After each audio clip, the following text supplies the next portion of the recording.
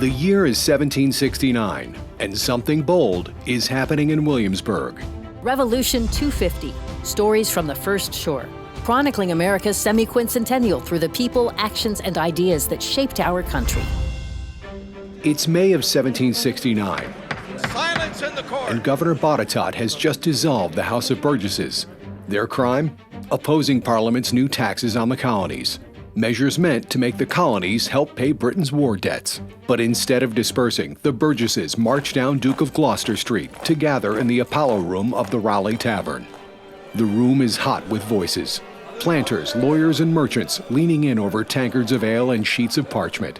George Washington leans on his cane. Richard Henry Lee calls for action, and Thomas Jefferson, still only 26, listens closely. There's talk of unity and of resistance. The decision is swift and bold. No more British goods. No tea, no paper, no glass, no paint or lead. Items now taxed under Parliament's Townshend Acts. And so the non-importation agreement is born.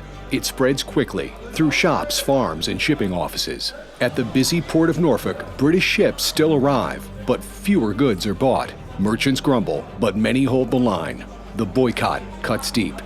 No longer just talk, the air is rife with economic resistance and a peaceful rebellion.